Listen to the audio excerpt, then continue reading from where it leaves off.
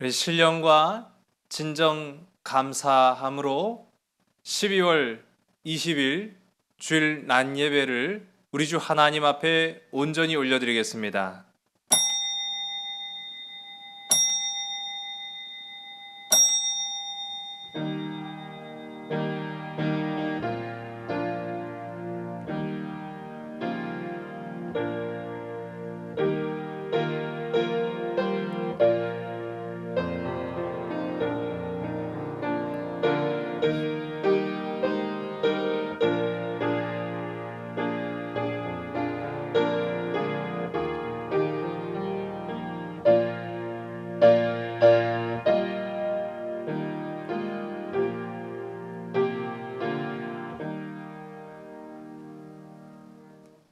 평안을 너희에게 끼치노니 곧 나의 평안을 너희에게 주노라. 내가 너희에게 주는 것은 세상이 주는 것과 같지 아니하리라. 너희는 마음에 근심하지도 말고 두려워하지도 말라. 아멘. 우리 다 같이 경배 찬송 38장 찬송 부르시겠습니다.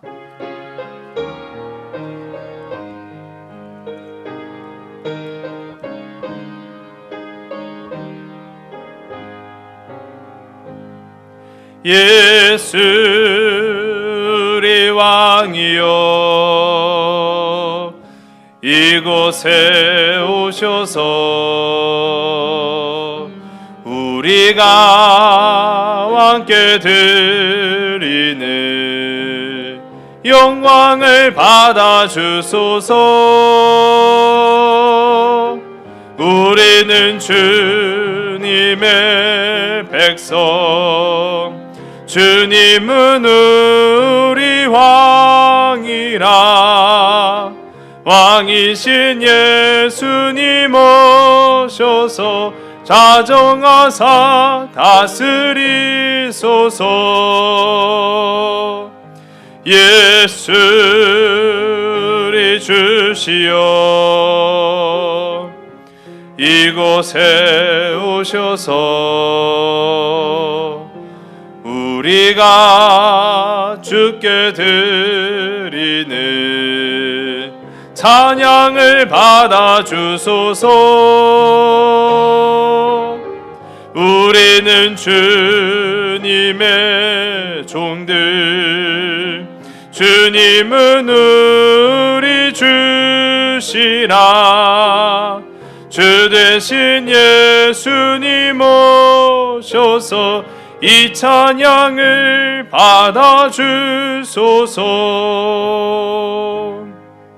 아멘. 우리 다 같이 교동문 118번 다 같이 고백합니다.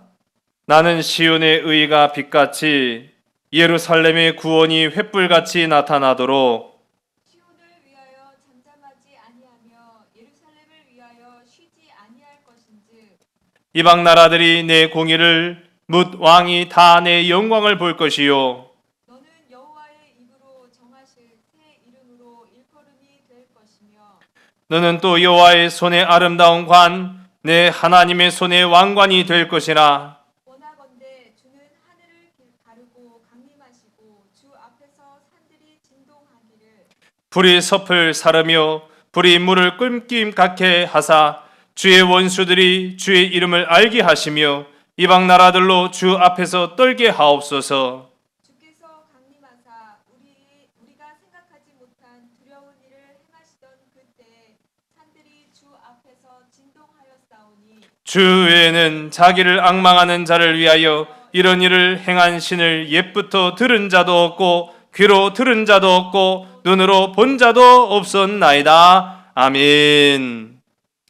우리 다 같이 사도신경으로 신앙을 고백합니다. 전능하사 천지를 만드신 하나님 아버지를 내가 믿사오며 그 외아들 우리 주 예수 그리스도를 믿사오니 이는 성령으로 잉태하사 동정녀 마리아에게 나시고 본디 빌라도에게 고난을 받으사 십자가에 못 박혀 죽으시고 장사한 지 사흘 만에 죽은 자 가운데서 다시 살아나시며 하늘에 오르사 전능하신 하나님 우편에 앉아 계시다가 저로서 산자와 죽은 자를 심판하러 오시리라. 성령을 믿사오며 거룩한 공예와 성도가 서로 교통하는 것과 죄를 사하여 주시는 것과 몸이 다시 사는 것과 영원히 사는 것을 믿사옵나이다. 아멘. 찬송 108장 찬송 부르시겠습니다.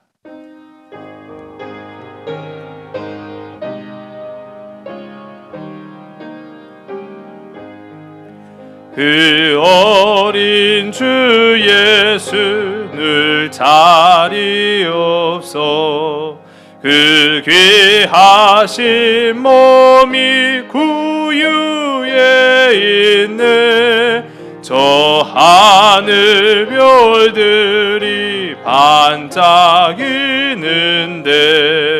그 어린 주 예수 걸 위에 자네 저 육축 소리에 아기 잠깨나 그 순하신 예수 우시지 않네 그 귀한 예수를 나 사랑하니 새날이 밝도록 함께 하소서 주 예수 내 곁에 가까이 계셔 그 한없는 사랑을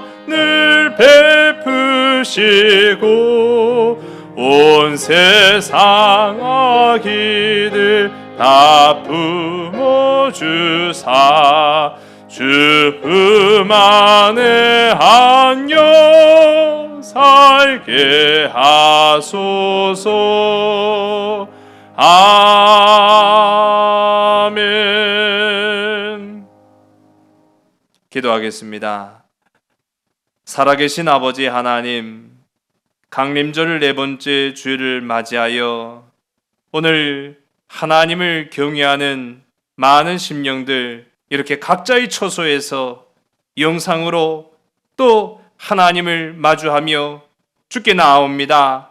하나님, 우리 모든 각 사람들과 우리 모든 삼손 가족들을 긍휼히 여겨 주시옵시며 전능의 손으로 붙잡아 주시옵시며 하나님의 치리하심으로 인도하여 주시사 이 모든 괴로움과 어려움들을 극복하여 딛고 일어설 수 있는 귀하고 아름다운 말씀 맡은 용사들이 다 되게 인도하여 주시옵소서. 우리의 가정을 주께 온전히 의탁합니다. 우리 사랑하는 자녀들의 삶을 주님 손에 맡깁니다.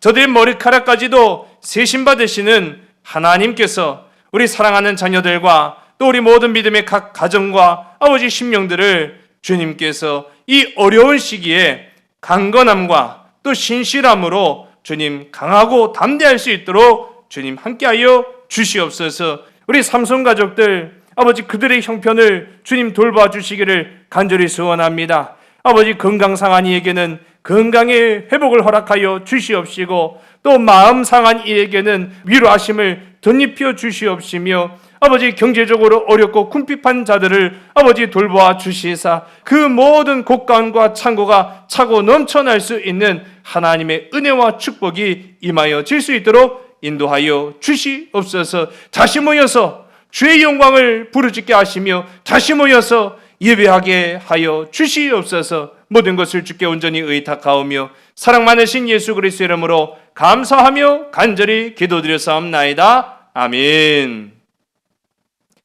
하나님의 말씀을 봅니다. 하나님 말씀 사도행전 27장 27절서부터 44절까지의 말씀.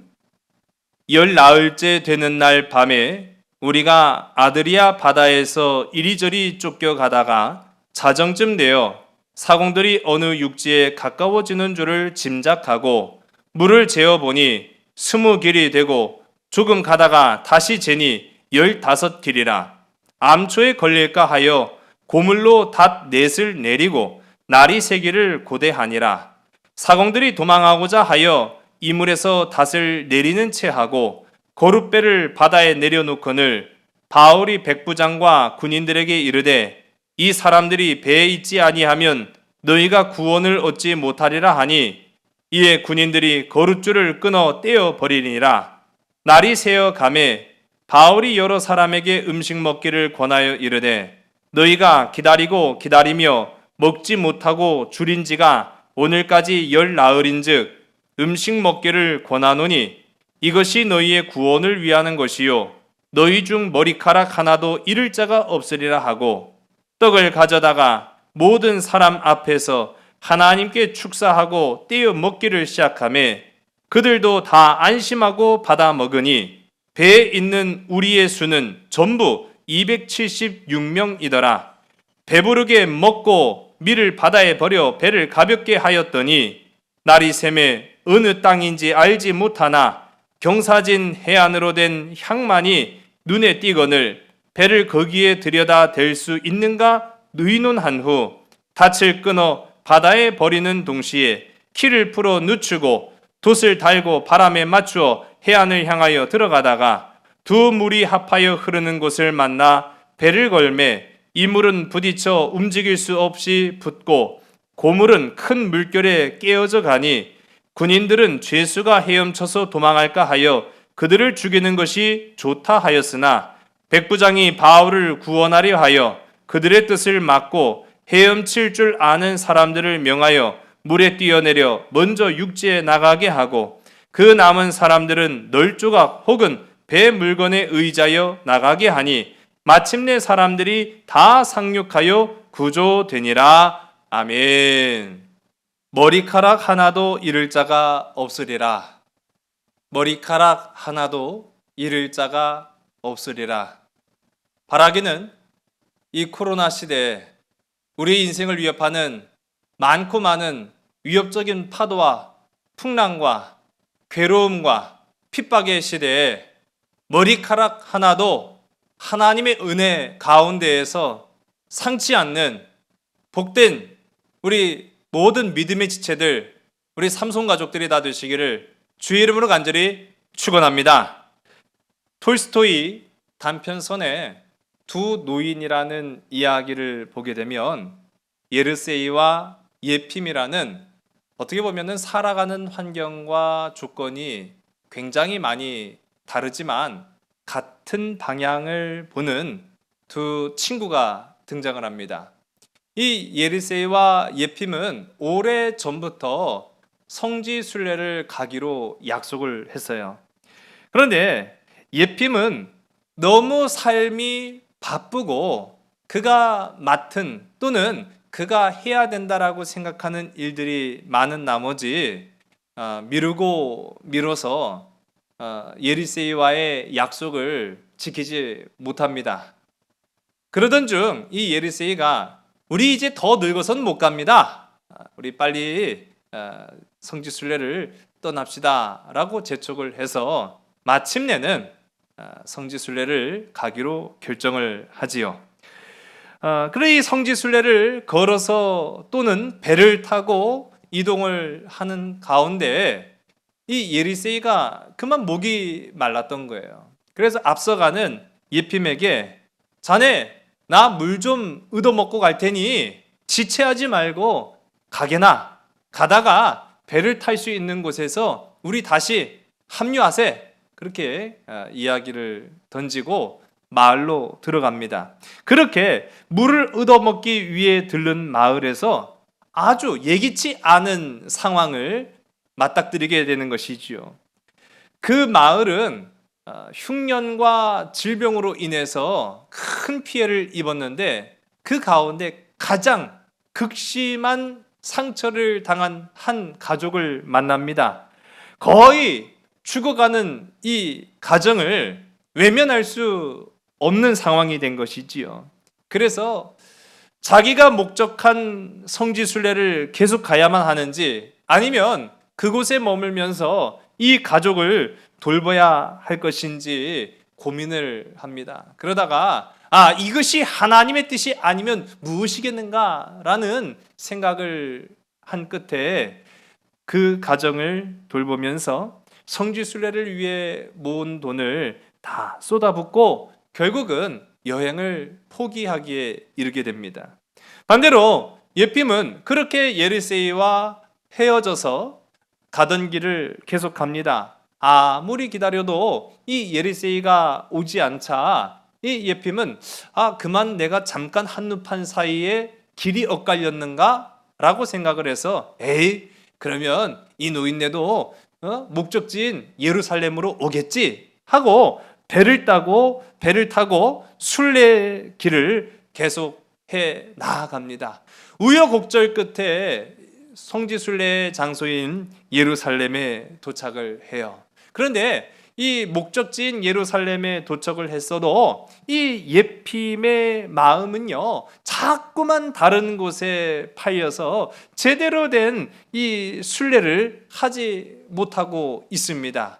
이 한 번은 예핌의 곁에 한 순례자와 같이 여행을 하게 되었는데 그만 이 순례자가 자기 지갑을 잊어버렸다고 막 소동이 일어난 거예요. 근데 가만히 생각해 보니까 그 순례자는 단 한 번도 돈을 쓴 걸 본 적이 없거든요. 그러니 이 예핌이라는 노인이 마음속에 의심이 싹트기 시작합니다. 저 사람은 돈도 없는데 괜히 돈을 잃어버린 척 연기하는 거 아니야? 그러면서 나한테 착 들러붙어 갖고 내 돈을 노리는 거 아니야? 그런 마음의 의혹이 마음속에 자라나기 시작하니까 이 순례를 다니는 내내 그것이 신경이 쓰여서 제대로 된 순례를 하지 못하게 된 것이죠.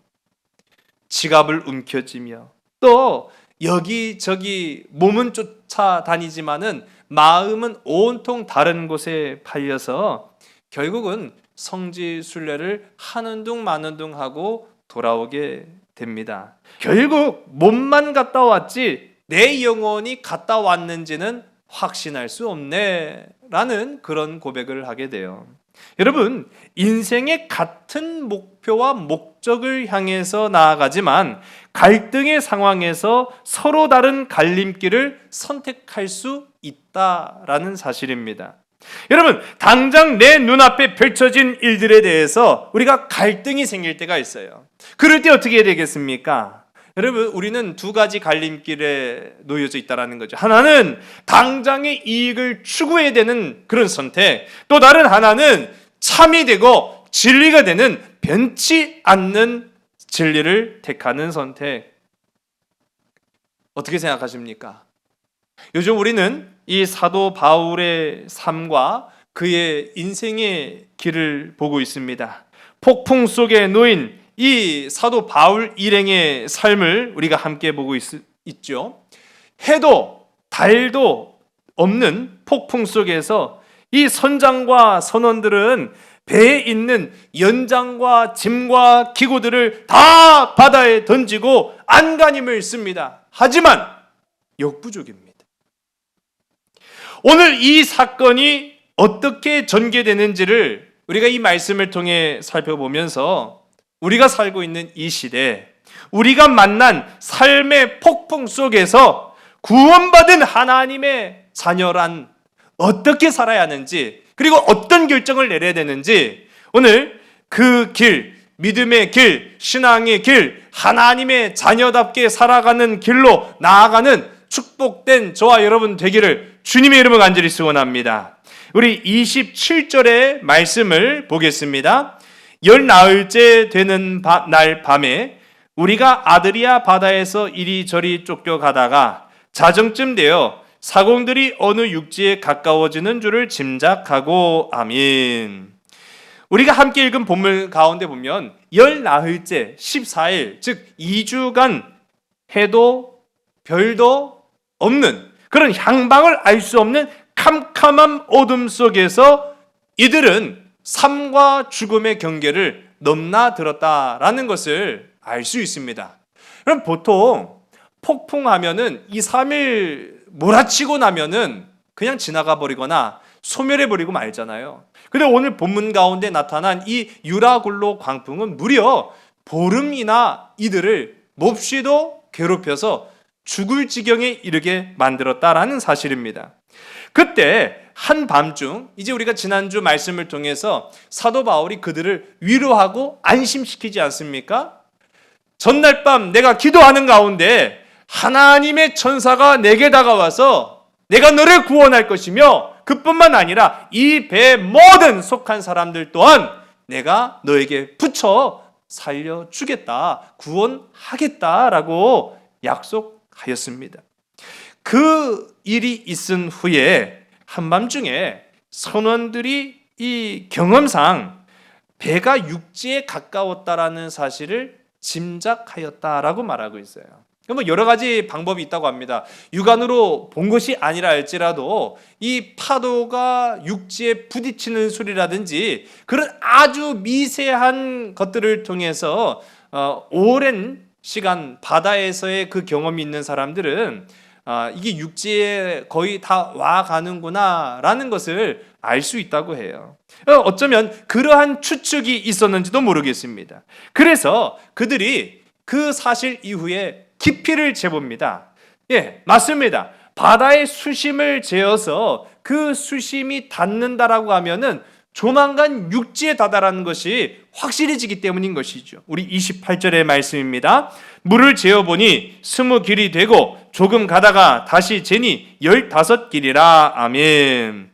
20길이라고 하는 것은요 36m 정도를 말합니다. 그 정도면 꽤 수심이 깊죠. 그런데 조금 더 가서 재보니까 이번에는 15길, 즉 27m 정도가 나왔다는 거예요.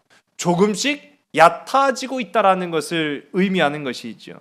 당장 육지에 도착한 것은 아니라 할지라도 조금씩 이 물의 깊이가 수심이 얕아지고 있다라는 것은 육지에 거의 다다랐다라는 것을 의미하는 것입니다. 그래서 선원들은 직감적으로 배가 육지에 가까웠음을 알았다라는 것이죠.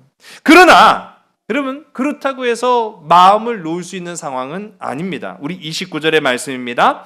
암초에 걸릴까 하여 고물로 닷넷을 내리고 날이 새기를 고대하니라. 아멘.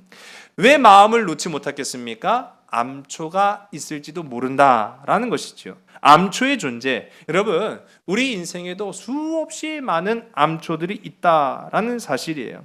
우리 지난주 말씀 가운데도 보면은 이 스르디스라는 모래가 쌓아서 만든 이 둔턱에 의해서도 배가 그만 잘못 걸리면 뒤집어지는 그런 큰 대형 사고가 나타나게 된다는 겁니다. 그런데 육지에 가까우면 가까울수록요, 이런 스르디스가 아니라 실제로 아주 날카롭고 단단한 암초에 의해서 배가 좌초하기가 상당히 쉽기 때문이었던 것이지요. 그러나 여기에서 우리 이 일부 선원들이 선장과 선주 또는 백부장의 지시에 의해서 이루어지지 않은, 즉 지시되지 않은 행동들을 하는 그런 모습을 보게 됩니다. 여러분 우리가 생각해도 그런 거예요. 직감적으로 거의 다 육지에 다 오기는 다가가기는 하고 있구나라는 생각을 하는데, 그렇다고 한다면 우리가 보름 동안 쭉 이 생과사를 넘나들었거든요. 이 배가 앞으로 어떻게 될지 누구도 장담할 수 없는 거예요. 그렇다고 한다면 거의 배가 육지에 다 다다랐던 바로 이때가 그들에게 찾아온 기회이지 않았는가라는 생각을 한 거죠. 그래서 그들이 일부 선원들이 우리 탈출하자라고 결정을 내린 거예요. 우리 30절의 말씀입니다. 사공들이 도망하고자 하여 이물에서 닷을 내리는 채 하고 거룻배를 바다에 내려놓거늘. 아멘. 이물이라는 것은 배 앞부분을 말하는 거예요. 배 앞부분에는 선원들 외에는 잘 안 가거든요. 그러니까 이들이 닷을 내리는 척하면서 이 구조선 거룻배를 띄운 후에 자기들만 탈출하겠다라는 계획을 세웁니다. 그런데 이 사실을 누가 알았을까요? 그렇습니다. 사도 바울이 알았다는 거예요.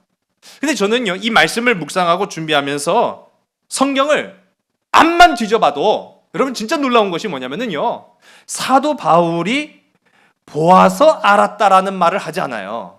사도 바울이 그냥 그 풍랑이 있는 가운데 갑판 위에 있는 것은요, 사실 이 선원들 외에는 없습니다. 그 배의 승객이라든지 특히 더군다나 그 배 안에 갇혀 있는 죄수라면 더더욱 배 위로 올라갈 수가 없는 것이죠.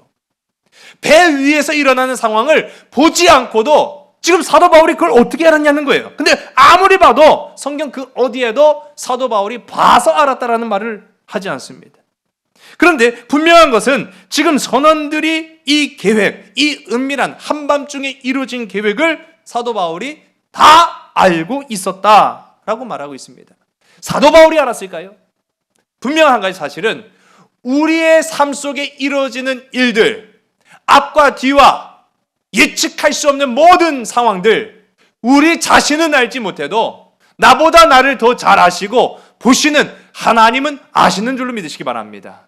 그래서 우리는 우리의 삶을, 우리의 인생의 문제를 주께 맡기는 것이죠. 주님은 아시기 때문입니다. 우리 31절의 말씀입니다. 바울이 백부장과 군인들에게 이르되 이 사람들이 배에 있지 아니하면 너희가 구원을 얻지 못하리라 하니. 아멘. 바울이 이러한 사실을 백부장과 군인들에게 알립니다. 그러면서 말하기를 이 사람들, 즉 뱃사공들을 말하는 거죠. 이 선원들이 이 배에 있지 않으면 너희를 포함한 우리 모두가 구원을 얻지 못하게 될 것이다 라고 이야기를 해요. 여러분, 바울이 이와 같은 얘기 왜 했을까요? 그렇게 해도 그 선원들이 탈출하다가 배가 뒤집어져서 죽든지 말든지 어쨌든 사도 바울만 살면 그만이잖아요. 근데 그럼에도 불구하고 사도 바울은 우리 모두가 그들이 이 배를 떠나면 살 수가 없다. 그러니 그들은 이 배에 있어야 된다 라고 백부장에게 말한 까닭은 바로 이전에 하신 하나님의 구원의 약속 때문이다 라는 사실입니다.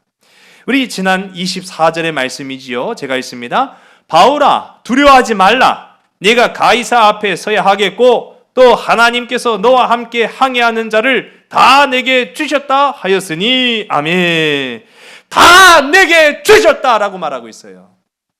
너를 포함한 일부를 주신 것이 아니라, 아니면 너와 그 일행, 그 믿음의 사람들만 책임져 주시겠다고 말씀하신 것이 아니라 이 배 너를 포함한 275명 모두를 내 손에 붙여주시겠다라고 약속하셨어요. 바로 이 구원의 약속, 내게 맡겨주신 구원받은 백성들을 책임지려고 사도 바울은 그들이 이 배에 머물러야 된다라고 말한 거예요. 그래서 이제 군인들이 그 사실을 알고 그 거룻배, 이 탈출용 작은 배지요, 이 거룻배를 내린 줄을 끊어버리게 됩니다. 우리 32절의 말씀입니다. 이에 군인들이 거룻줄을 끊어 떼어버리니라. 아멘.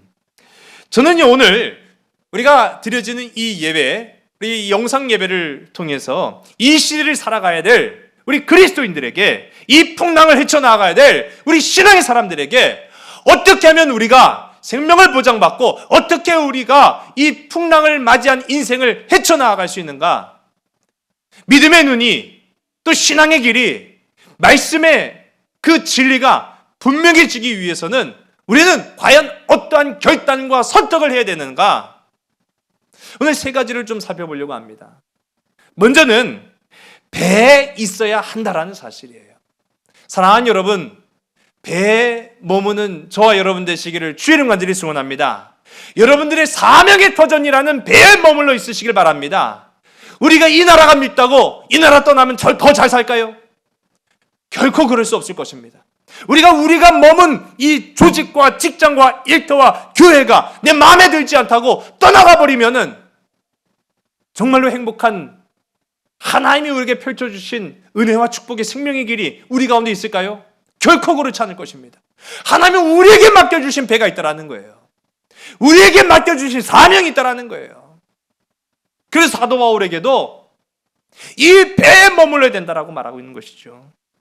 이 배에 있어야 한다는 판단, 그것은요, 사실 사도 바울의 판단이 아닙니다. 이 배에 있어야 된다라는 것은 하나님께서 성령을 통해 바울에게 주신 음성이었어요. 우리가 비록 모여서 예배를 드리지 못하는 상황에 처했지만 구원의 배에서 이탈해서는 안 된다는 사실입니다. 우리가 비록 영상으로 예배를 드리고 우리가 단 한 명도 이 예배 처소에 나오지 못한다 할지라도 여러분의 가정에서 믿음을 지키시길 간절히 소원합니다. 여러분의 가정이라는 믿음의 항구를 잘 지켜 이 파도를 이겨내시는 저와 여러분 되기를 주의 이름 간절히 소원합니다. 이 시대 이 배에 있어야 한다라는 성령의 음성은 여러분 각자의 삶의 처소에서 믿음의 자리를 잘 지켜야 된다는 사실을 말하는 거예요. 여러분 앞서 말씀드린 대로 바울이 사공들의 모습을 육안으로 봐서 안 것이 아니었습니다. 바울이 지금 보고 있는 이 세계는 육적인 것이 아니라 영적인 세계였다는 사실이에요. 그래서 그는 이 풍랑이 있는, 그래서 사람이 갈등을 겪고 무엇을 판단해야 되고 어떤 것을 결정해야 될지 가늠할 수 없는 이 세상에 진리의 것, 생명의 길, 하나님의 은혜의 말씀을 택하고 살아가고 있다는 사실입니다. 하지만 백부장과 군인과 선원들은 영적인 세계를 보지 못하고 자신들의 눈앞에 펼쳐진 상황만 바라보면서 판단했다는 거예요. 우리 지난 시간에도 말씀드렸잖아요. 미항에서 출발하면서 사도 바울은 자꾸 말렸어요. 지금은 항해할 때가 아닙니다. 더디 가더라도 조금 천천히 갑시다. 하지만 백부장은 선장과 선주의 말을 바울의 말보다 더 믿었다고 하지 않습니까? 무엇을 보았기 때문입니까? 바다를 본 것이 아니라 자신들의 만족과 유익과 이익을 바라봤기 때문인 거예요. 바울은 그렇지 않았습니다. 바울은 영적인 세계를 보고 판단했습니다. 여러분, 그런데 우리 그렇다고 해서 사도 바울이 납득할 수 없는, 그래서 비상식적인 선을 넘은 행동을 하지 않았다는 걸 우리가 오늘 본문의 말씀을 통해서 보면 알 수 있어요. 여러분, 지난주 이 풍랑을 이는 가운데 이미 벌써 이 배의 지휘권은 선장이 아니었어요. 이 풍랑이 일어서 정말로 종이배처럼 이리저리 휩쓸려가는 이 배의 지휘권은 백부장의 것이 아니었어요. 하나님의 권능에 붙잡힌 사도 바울의 것이었습니다. 그런데 어떻게 행동합니까? 사도 바울은요, 어쨌든 그 하나님이 위임하신 권한과 권리에 의해서 어쩌면 이 배를 진두지휘할 수도 있었잖아요. 하지만 사도 바울 마음대로 하지 않았어요. 오늘 우리가 함께 읽은 말씀을 통해 보더라도 사도 바울은 지휘 체계를 통해서 이 배의 질서를 잡아가고 있다는 것을 보게 됩니다. 바울은 자기가 백부장 저 사람들 잡아! 그러지 않았단 말이에요. 사도 바울은 백부장에게 또는 군인들에게 이 사실을 알려서 백부장의 지휘와 명령과 체계를 통해서 이를 바로잡고자 했다는 겁니다. 이것이 하나님의 일입니다. 여러분, 우리가 이 사실을 통해서 알 수 있는 것은요, 사도 바울은 바울 자신의 자리를 지키고 있다는 거예요.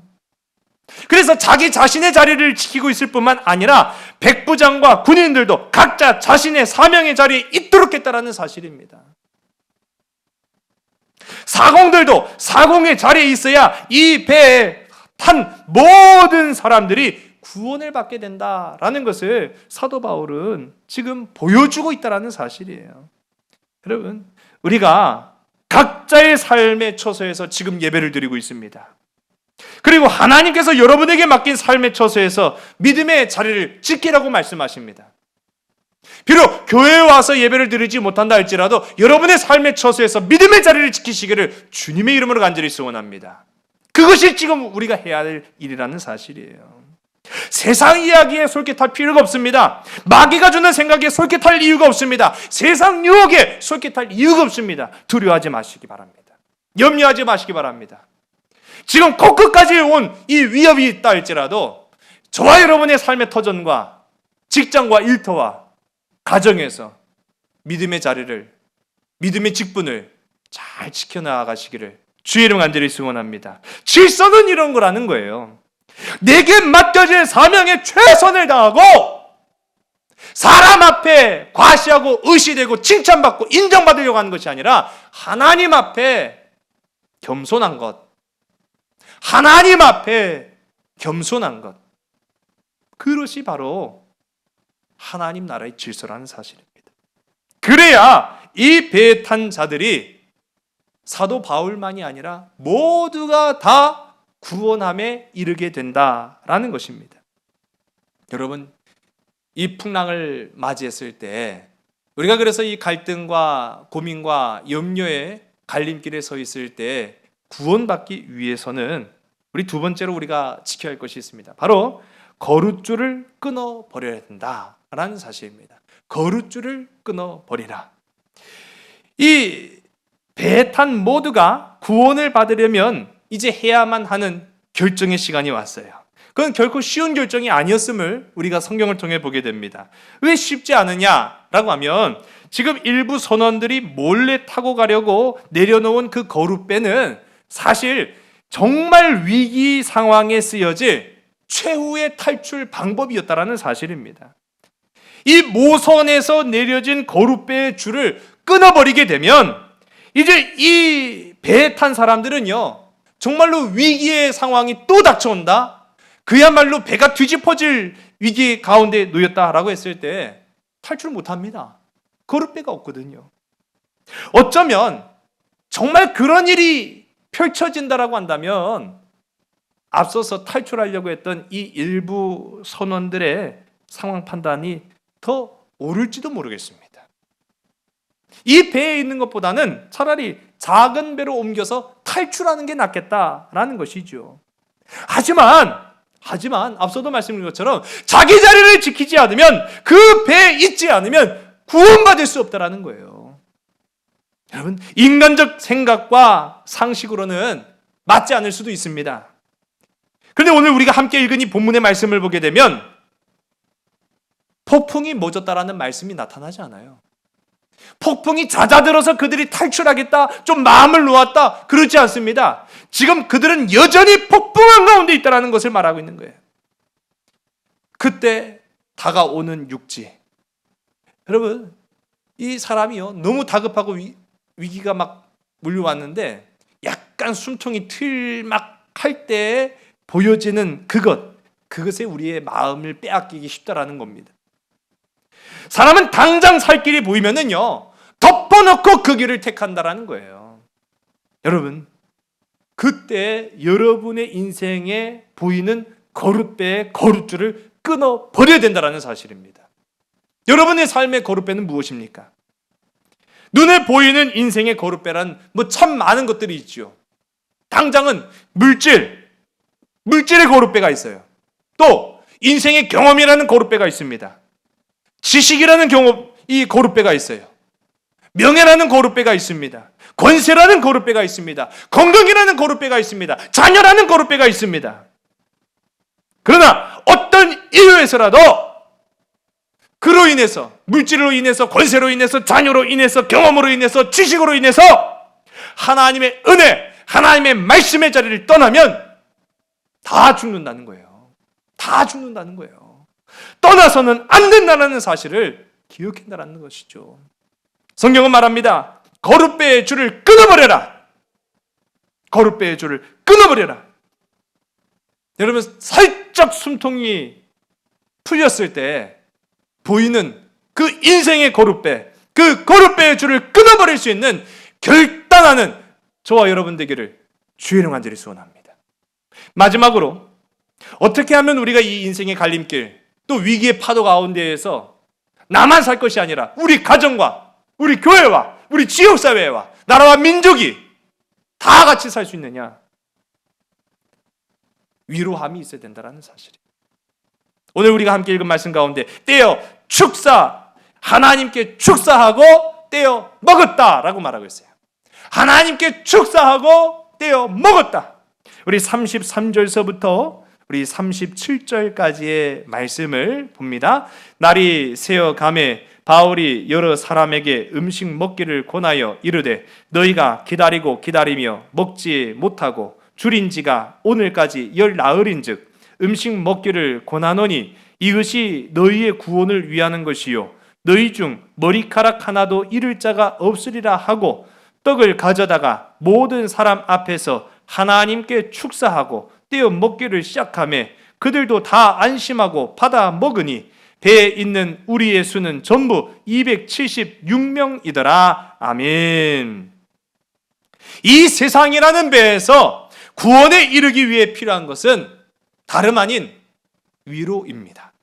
그러나 인간적 위로가 아니라 하늘로부터 우리에게 하나님께서 주시는 참된 위로, 생명의 위로, 그것이 오늘 우리를 살리는 줄로 믿으신 여러분 되시기 바랍니다. 근데 왜 여기에서 하늘의 위로를 말하면서 먹는, 어떻게 보면 사람에게는 먹는 행위만큼 중요한 것이 어디 있겠습니까? 근데 이 먹는다라는 것을 우리에게 말씀하였을까? 여러분, 하나님이 창조하신 우리 인간을 보세요. 우리 인생은요, 혼자선 설 수 없고 혼자선 살 수 없습니다. 내 안의 내부적인 에너지로 일어설 수 없는 존재가 바로 우리 인생입니다. 아무리 만물의 영장이고 모든 동물과 피조물들 가운데 뛰어난 자가 우리 인생, 인간이라 할지라도 우리는 반드시 외부로부터의 그 에너지 공급이 이루어지지 않으면 이 땅에 발 딛고 살아갈 수 없습니다. 그것이 바로 우리입니다. 하나님이 그것을 깨닫게 하시려고 진짜 그 사람을 위로하실 때 사용하신 것이 바로 음식이었다라는 사실이에요. 그리고 그렇잖아요. 정말로 굶주리고 있으면은요, 작은 것 하나에 위로함을 받습니다. 그 작은 보잘것없는 것에 우리 감사를 느낍니다. 위로를 느낍니다. 살 소망을 얻게 됩니다. 많은 것이 필요 없어요. 작은 음식 하나에 감사와 생명의 동력을 얻는다라고 한다면 그뿐으로 충분합니다. 하나님은 우리에게 많고 많은 것으로 우리를 사랑하라고 명령하는 것이 아니라 말씀 하나를 우리에게 먹여주십니다.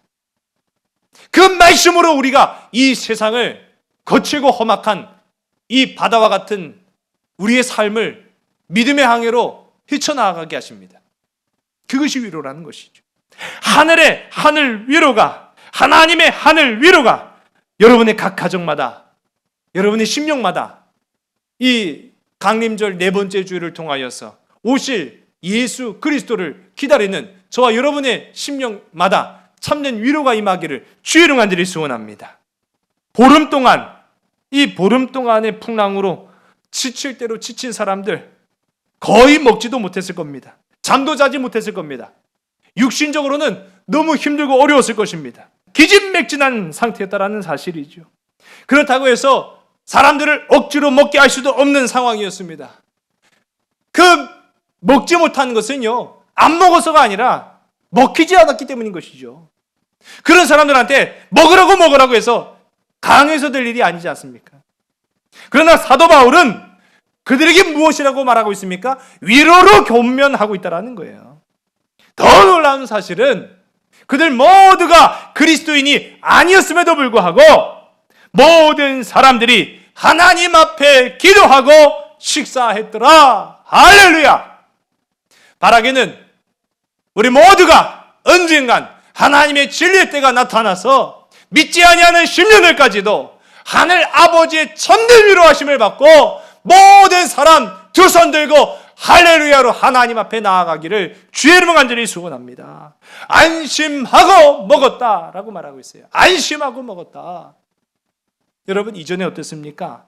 근심하여 먹지 못하였던 사람들이 위로함을 받고 나니까 안심하고 먹게 되었더라. 안심하고 살아가시는, 안심하고 일터에서 또 그 맡겨진 사명을 감당할 수 있는 저와 여러분 되기를 주의 이름 간절히 소원합니다. 위로는 사람을 변화시킵니다. 배가 육지에 이제 닿을 때쯤 되어서 오늘 우리가 이제 44절까지 말씀을 쭉 보게 되면은 이 배가 거의 다 가니까요, 참 사람이란 마음이, 사람의 마음이라는 것이요, 그래요. 화장실 갈 때 마음 다르고 가기 전 마음 다르잖아요. 이제 다 살았구나 라고 하니까 그만 이 군인들이 어떻게 마음 먹습니까? 죄수들이 도망갈까 염려되니 죽입시다. 죽이자는 거예요. 죄수의 목숨 따위는 아랑곳하지 않는 그런 모습을 보게 되는 거죠. 그런데 여기에서 아주 놀라운 우리 변화를 발견하게 됩니다. 이 백부장의 마음이 그동안의 이 사도 바울의 모습을 통해서, 사도 바울의 위로를 통해서 변화되었다라는 사실이에요.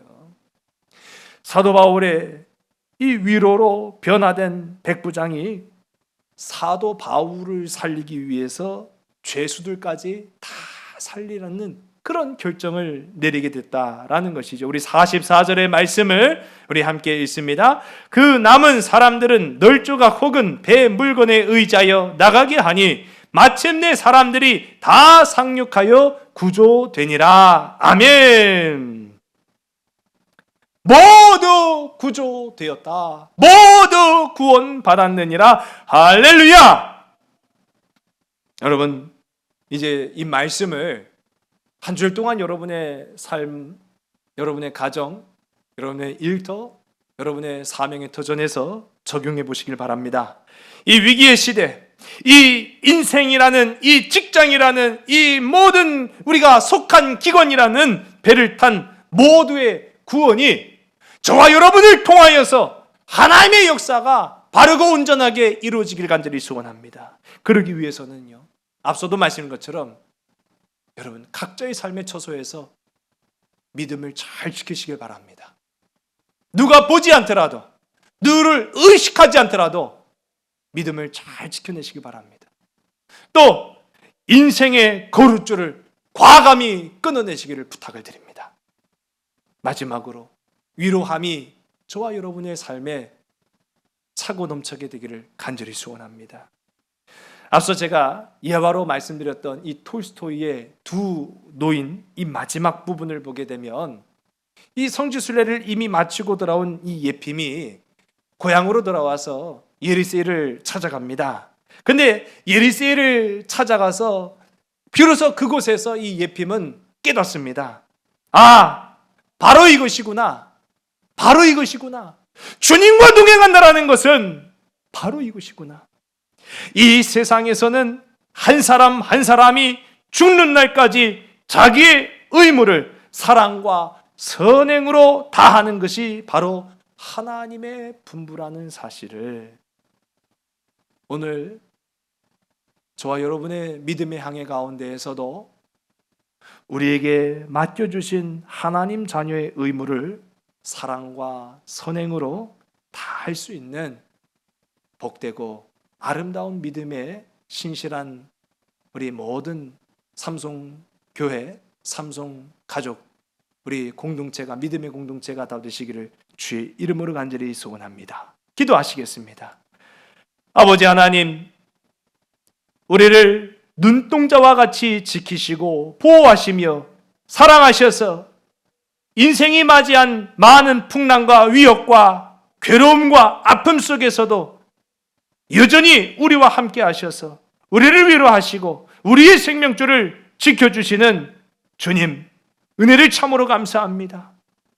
우리가 맞이한 이 풍랑, 인생이라는 풍랑, 코로나라는 풍랑, 질병이라는 또는 물질의 아픔이라는 풍랑 가운데에서 우리가 주님 떠나지 않게 하여 주시옵소서. 말씀 떠나지 않게 하여 주시옵소서. 믿음 떠나지 않게 하여 주시옵소서. 믿음의 자리를 잘 지켜서 하나님의 칭찬받고 상급받는 주의 귀하고 아름다운 일꾼들이 다 되게 인도하여 주시옵소서. 우리를 유혹하는 인생의 거룻줄을 과감히 끊게 하여 주시옵소서. 우리를 유혹하는 세상에 많고 많은 거룻줄이 너무나도 많습니다. 그것에 우리의 마음을 빼앗기지 아니하도록 말씀이 더욱 가까운, 그래서 기도와 찬송의 기쁨이 저들을 주장할 수 있도록 주께서 역사하여 주시옵소서. 아버지 하나님, 우리는 위로를 필요로 합니다. 위로받기를 원합니다. 그러나 내가 먼저 위로하는 자 되게 하여 주시옵소서. 위로받기보다는 위로자가 되게 하여 주셔서 우리를 통하여 이 사도 바울의 위로함 같이 세상 많은 사람들 두려움과 염려와 근심과 걱정으로 노심초사하는 세상 많은 사람들에게 하나님의 사랑을, 하나님의 위로하심을 증거할 수 있는 복되고 아름다운 사명자 되게 인도하여 주시옵소서. 이제 우리가 한 주를 살아갑니다. 아버지 하나님, 이제 한 주일 동안 각자의 처소에서 기도합니다. 모이지 못하는 가운데에서도 하나님을 부르짖겠습니다. 주님, 이 질병 끝까지 하나님께서 책임져 주시기를 간구하며 고대하는 자들의 그 기도 소리를 응답하여 주셔서 오실 예수 그리스도 아기 예수 탄생의 기쁨을 기쁨으로 맞이할 수 있는 우리 모두가 되게 하여 주시옵소서.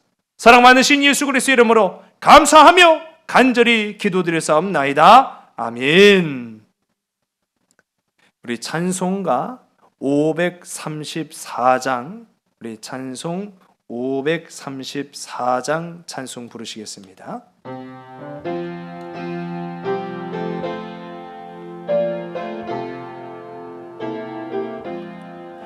주님 찾아오셨네, 모시어 드리세.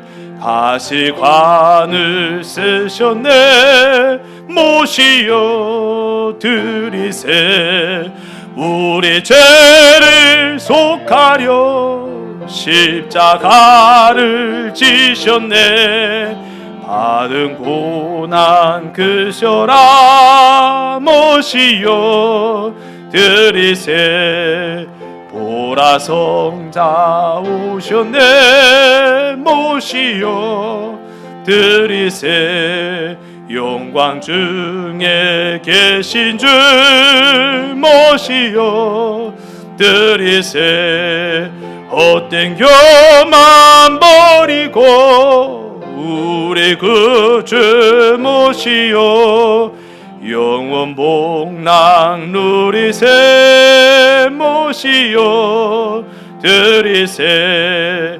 겸손 앉아 찾도다, 모시어 드리세.